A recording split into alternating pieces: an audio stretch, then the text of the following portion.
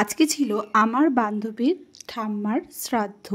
তো সেখানে রেডি হয়ে যাওয়ার ছিল, তাই দুপুরবেলা রেডি হয়ে নিয়েছি। আমি আর অনু বেরিয়েও পড়েছি। আমার সেই বান্ধবী যাকে তোমরা সচরাচর অনেক ভিডিওতে দেখে থাকো, তাই জন্য ফুলটা না মিষ্টিটা নিয়ে নিয়েছি। ফুলটা আমাকে আমার বর গিফট করেছে।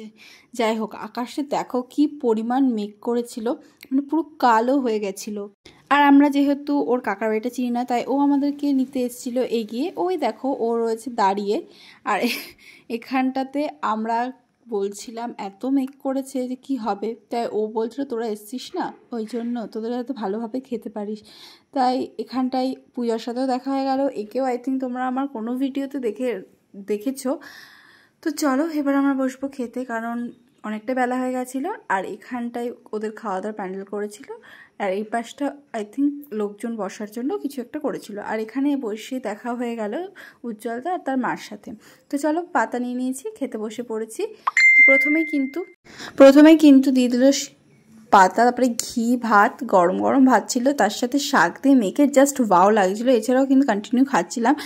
মাছটা নিতে ভুলে গেছিলাম, তাই মাছের ক্লিপটা নিলাম। তার মধ্যে চলে গেল কারেন্ট, কারণ এত মেঘ করেছিল দেখে বুঝতে পারছি মনে হচ্ছে আমরা রাতের বেলায় খেতে এসেছি। পুরো অন্ধকার হয়ে গেছিলো। আর খেতে খেতে চলে আসলো ভীষণ জোরে বৃষ্টি, জলে পুরো ভেসে গেছে।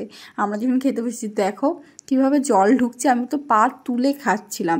কি যে আর কব, দেখতে পাচ্ছ ওই বাইরেটা দেখে মনে হচ্ছে পুরো রাত হয়ে গেছে, এত পরিমাণে বৃষ্টি পড়ছিল। যাই হোক, আমাদের খাওয়া দাওয়া কমপ্লিট করে আমরা বাইরে এসে দেখছি কত মানুষ দাঁড়িয়ে আছে, ভেতরে ঢুকতে পারছে না বৃষ্টির জন্য। পুরো জলে ভরে গেছে সব, দেখো জল ঢুকে একাকার অবস্থা। তো ফাইনালি একটু বৃষ্টি কমাতে, তাই আমি বললাম আমরা চলে যাই।